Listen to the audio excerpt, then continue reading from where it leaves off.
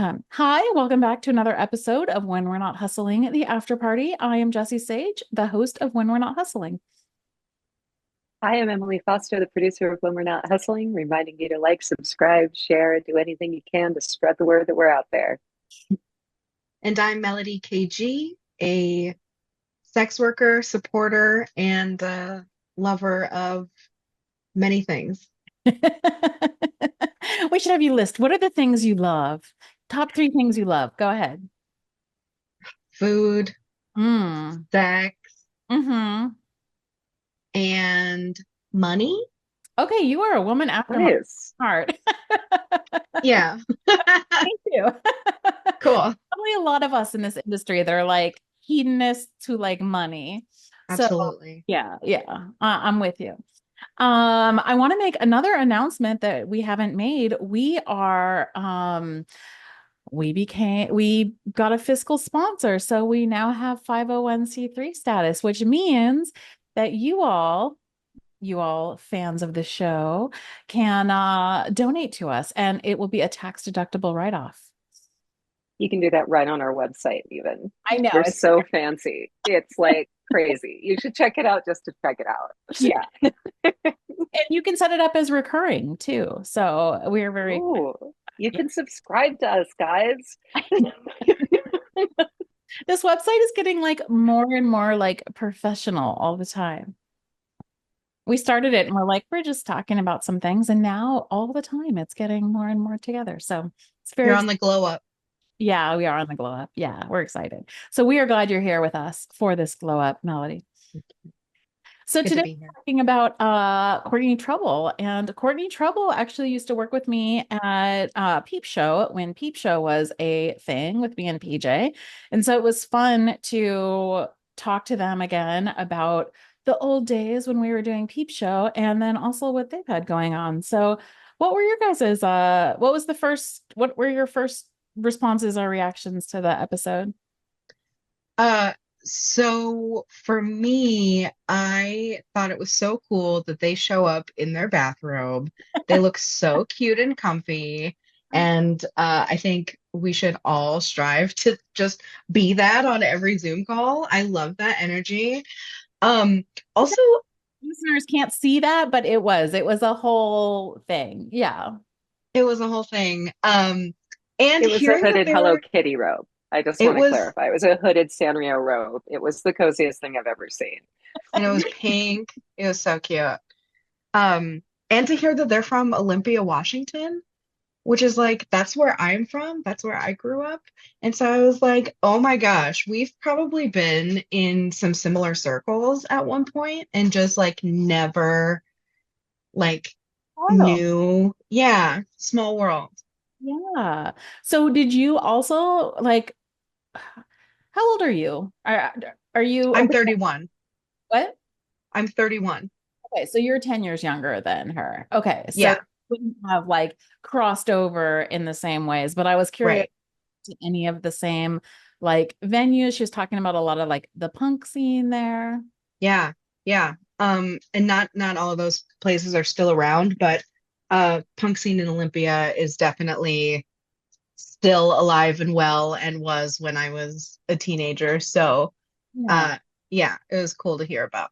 That is neat. I think one of the cool things about this show is to hear like people talk about their involvement in the industry, but then also in other things like over a long period of time. So that kind of like historical confluence is also really cool, I think. Absolutely. Yeah, And they, I liked the I also liked the vibe, but it was very fun to work with Courtney because there was always that kind of energy. yeah, and they seem to be doing or have done, are still doing a lot. Yeah. Um, and it's just cool to see. Hmm. Yeah, what about you, Emily? Well, I'm going to go ahead and let everyone know something. I actually wear Hello Kitty pajama pants to every Zoom meeting. I specifically have them for these for that reason, because there's something really magical and powerful about comfort. I worked in this corporate job, it's a little bit of a tangent, and we had pajama day. Mm, We're doing these like corporate bonding, people would dress in different things. And it happened to be my birthday. mm, So I showed up at work in a silk robe and silk pajamas, like the whole mm. 9 yards. And that day at work was one of my most confident days. Like there's something so funny about that. I don't know why. It shouldn't have been. I mean, it wouldn't have been if I didn't have permission to wear it, but I did. Mhm. And I just went into meetings and just killed it in my bedroom slippers. So, yeah, the comfort was also a huge, huge, huge part for me. I was like, oh, they're after my own heart. Oh my goodness. Like memories for me of something that had the opposite impact. So when I was in seventh grade, you know how they have like spirit week at school where like one day is Yeah, pajama day and one day is something else and one day is school color day. So it was one of those weeks. And one day was dress up like your grandparents' day, like granny day, granny grandpa day, which is very weird. cute. Okay. Yeah. So, but my friend and I, like my best friend and I were goofy at the time, and we were like, let's go all out, right? So, like seventh grade, imagine standing out in seventh grade. There's like nothing worse than that, right? So, Right. but we didn't know that nobody else was going to do it because people did the other like easier things. So we got like completely dressed in these like polyester sort of like older dresses, old fashioned like shoes. We had like gray wigs on. I think we even like blacked out a tooth. We were like decked out, right? As like a caricature of like grandmothers, not our particular grandmothers. And then we get to school and we are the only ones dressed like that. And it is like the worst thing. We're like, we nobody else did this. And then this is I can't believe I'm willingly telling this story. I should not tell this story, but here we go. So then there's this boy that I had a crush on. His name, I'm gonna publicly say this. There's no way he's gonna listen to this. I don't know where this man is anymore in the world, but his name was Arnold Graham. I remember this. And I was walking into the classroom after lunch, and I think he had a crush on me too, because it was one of those seventh grade things where like you tease the person you like, you know. He puts his foot out and I trip over it because I'm wearing this like costume and I like trip into the class and create like this huge scene. And when I get embarrassed, I start laughing. Like that's my response to embarrassment is to laugh. And so I'm laughing, but I'm laughing so hard that I pee. Oh no. This is like Oh the no. worst Oh no. thing. Oh my goodness. I like pee and then I can tell that it's happening and I'm like, "Oh my God." And then I totally lied because what else are you supposed to do then? So somebody said something and I'm like, "Oh no, I tripped on water." Something I mean, what else could you say? It was seventh grade. You didn't know how to lie. somebody like, "Fuck up, I've had kids. I'm peeing." Like Yeah. but then in seventh Oh, was humiliated. And now as an adult, some like 35 years later, I cannot do these dresses. Like I just it like gives me anxiety. And I used to think it's because I have like no creativity, but I think it's that like I have tried no, this. that's a very real trauma. Yeah. Yeah. That was the Yeah. moment that stands out to me as like the most embarrassing moment in my school career. Because imagine falling into a class as the only dressed up person and then peeing at the front of the class. I'd have a hard time with it now. And I'm a person who's had babies and has peed in front of people. Like, I would still have a hard time with that. And that's seventh grade. That's like It was peak terrible. embarrassment. You can't get worse than that. Oh, wow. Yeah. I'm so sorry. I don't know if I could. Wow. I have never been so grateful that we were like too broken and too many kids in the morning to do any of those spirit days. It was just like, you're not doing that. Shut up and wash your little brother's hair. Like, we're not, there's no time. I, That's my general memory of spirit days. What are you talking about? yeah, I In the mean that's you, fucking car. but because me and my friend did it on our own because we were like, I had, Yeah. friend in crime. We're like, we're gonna just do this, and that was it. That was my last dress up day. Oh man, I am so sorry. Yeah. Well, I still think we should do after parties in silk robes, but that doesn't have to be dressing up. That's different. So yeah, I mean, I really appreciated so much of like obviously the clothes that they were wearing, but also I actually thought that one of the really interesting things about their one of the really interesting things about their interview was the talk about like autism and therapy and the use of like AI to prepare for those sorts of social interactions. That was so interesting to me. That was Yeah, so interesting. And as someone who identifies as neurospicy as well, like definitely resonate with that. With just not understanding like how basic interactions are supposed to go. And that's something that a lot of folks I feel take for granted that they just kind of like naturally will understand a how a social interaction is supposed to go. And it's like yeah, some of us are over here with extreme anxiety, having no idea what to expect out of anything. And so we're, yeah. And I never even thought of using an AI tool for something like that. I think that was so cool. Yeah, and the thing the part about that story that I think is so great is that it's not like therapy was new. It's not even like the therapist was new. It's like somebody they've been going to for years and then like, wait, maybe it'll be more effective if I prepare for it, you know? And right. AI, what I'm supposed to think about before therapy. And part of me was like, even if you're not, even if that the like roles of therapy aren't weird to you or the social interaction isn't, like how much can you get out of just like those are all just tools for self-reflection. The same way that I feel about things like tarot or, you know, all of this stuff. I don't know that I like believe in it, but what I believe in is that those things can give you space to like reflect on your own thoughts and emotions and desires. And it seems like AI in this sense is doing a similar thing. Yeah. We actually encourage our incredibly traumatized and neurospicy kid to use ChatGPT for exactly this, for scripting. Like we Wow. preach scripting to our kids. So it's come up where we're like, okay, remember, like if you don't know how to do something, we now have ChatGPT. Ben uses it to learn logic. He's learning logic to record.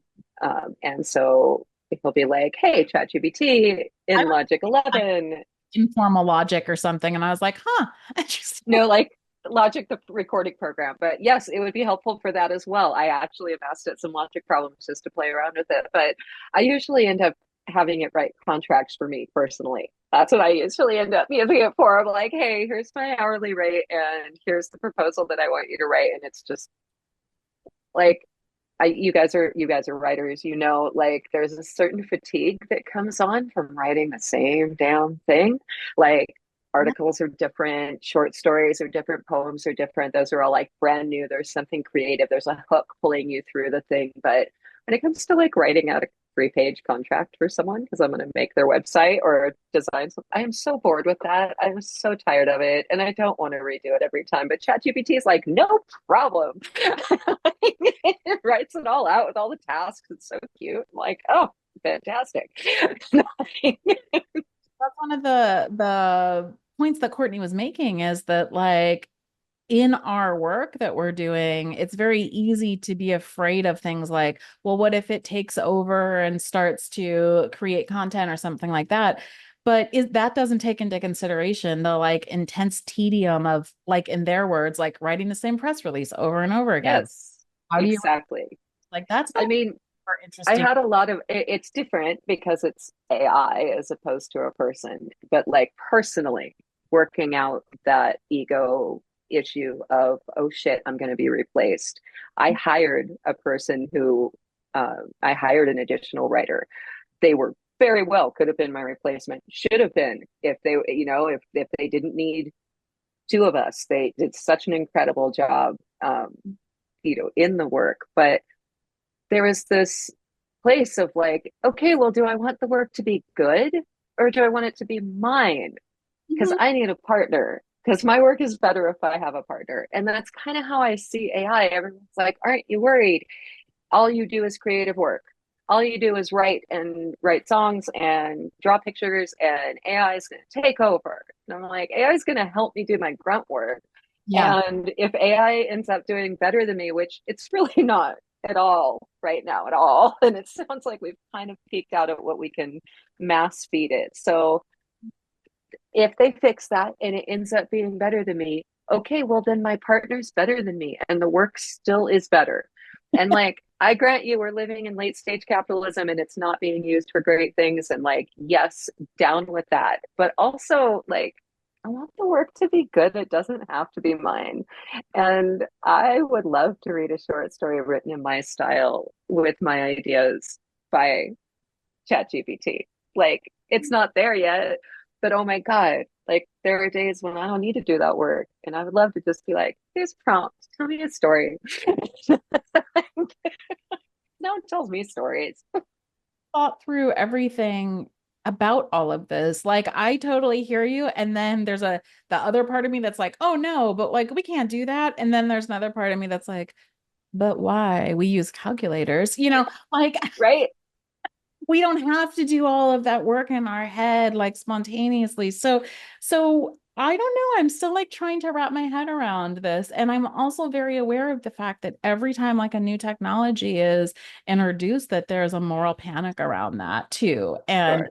it's the stage for this. But you And to know, be clear, I'm an early adopter. I'm always the one out there being like, oh, stop it. yeah, They said the same thing about novels. Try this out. Like, I am that guy. So, like, I understand that I'm allowed to be that because there is enough drag that we aren't going to follow me off a cliff.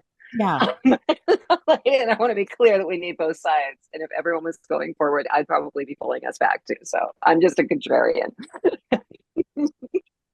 To be honest, when I put together the show notes, I because I already have like the transcripts, I upload the transcripts and get like the notes for like, okay, here's for the timestamps. Here's where we're having this conversation and this conversation and this conversation. And AI does that for me. I don't do that. Like, I don't have time to sit and do that. So, but I find it really useful because I like being able to say, these are the different types of conversations that are in this episode. So, if you're interested in X, Y, and Z, here's where to find it. And beyond that, it also like gives you more information than what a one paragraph introduction to the episode would give you. So these are the things that we're going to be talking about in this episode, and Yeah.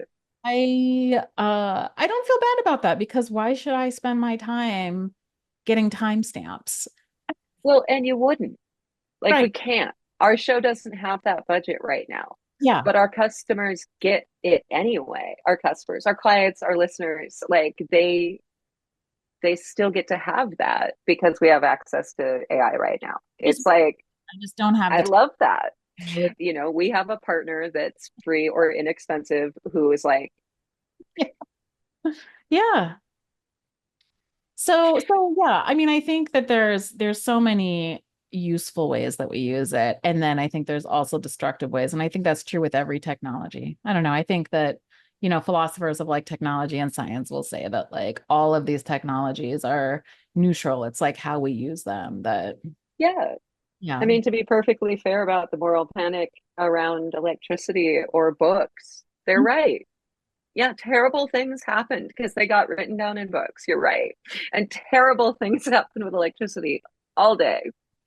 But none of this would be going on, including like my existence without those things. So, like, also amazing things happen out of books and electricity. Like, yeah, I agree with that neutrality. Like, I Yeah. think, yeah, It's interesting times we're living in. Yeah. I do think it's really interesting the way like using that to prep yourself for something. I was also thinking about, I haven't had like a job for a long time, but I was thinking I would probably out tell my kids if they were going on like job interviews that they cared about to maybe use this like this. I mean, when they were teenagers, I remember doing mock interviews with them, but this would also be a way to do that on your own. I wonder if the the algorithm for those types of things would have the ability to help you prep for like what should I expect when I see an escort for the first time? Or what is the preferred etiquette when approaching a dominatrix? Yeah. Um, I think I've tried to tinker with that a little bit, and sometimes, depending on the language you use, ChatGPT or like other generative AI is like, no, no, that's illegal. We can't talk about that. And it's like, Right. damn it, not quite there yet, Yeah. but like it would be cool. It's very ChatGPT or some of these AIs are very moralizing. And the reason I know this is because a photographer that's done a lot of my pictures has tried to do fun things with like, let's change the background on this and cannot do it for my pictures because they're too sexy or whatever. I don't know. And they'll just be like, no, sorry, this is we're not doing Whoa. lingerie or because Okay. So, because I'm a curious person, I had to come over here. So I just asked ChatGPT, if I choose to hire a sex worker, how should I prepare for that? what does If it you're say? considering hiring a sex worker, it's important to approach the situation with respect, care, and consideration for all parties involved. Here's some key points to consider. Ah, respect for communication. I won't go into the, but it expounds on all of these points. Respect and communication, safety, consent, legal considerations, payment, privacy, hygiene, and boundaries. And it expounds on each of those. And then it says, remember, treating the sex worker with dignity and respect is crucial. This approach not only fosters a positive experience, but also acknowledges their autonomy and professionalism. Oh my goodness. Yes, So I'm gonna go ahead that's and say, amazing. yeah, I think you could use this. This is fantastic. As somebody, Maintain Thank good you. personal hygiene, understand, and respect personal boundaries. Like this is some good shit. Go chat GPT. Yeah, I had to know. I'm like, so they weren't just like, that's immoral, don't do that. no, but I did make sure to phrase my question if I make the choice to hire a sex worker, and I was really careful about that language. So it wasn't ChatGPT doesn't have to make any moral compass calls. If Love it. it's a really big one, and then I choose, Do that. How would I go about it? yes, in a hypothetical story that I'm writing where Yeah, someone hires a sex worker, how do they do that respectfully? interesting. And Yeah, that's don't implicate yourself on the Yeah, in the cloud. yeah, interesting.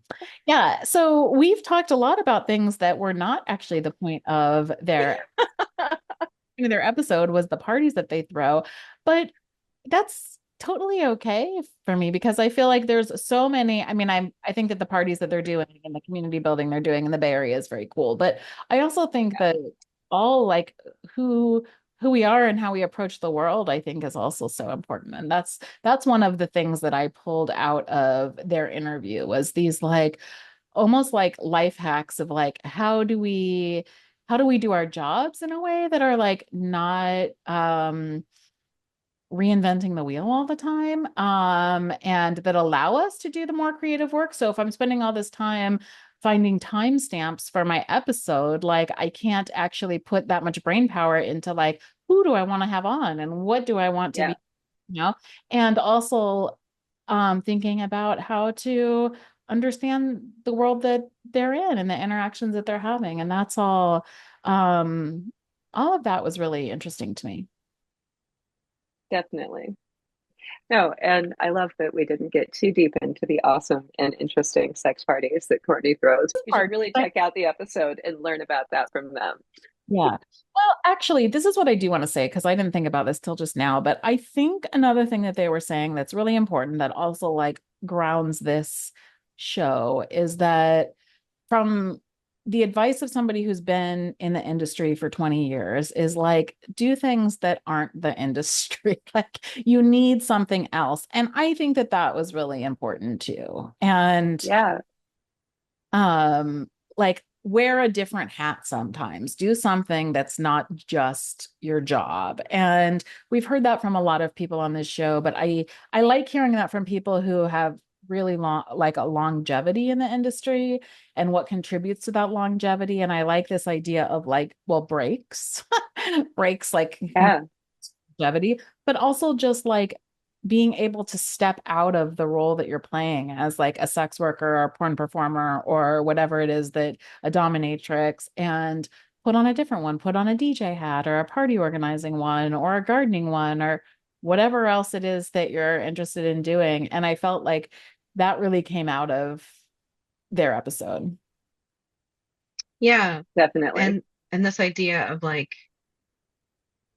really, really fostering joy, right?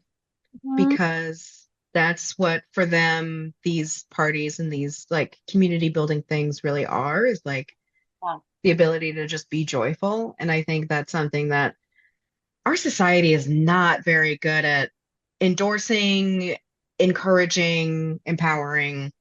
No, absolutely. So, No. They want us to be like machines, work machines, and we have to actively resist that in order to foster this joy. And we're not really taught to do that. And so that is an important reminder, I think.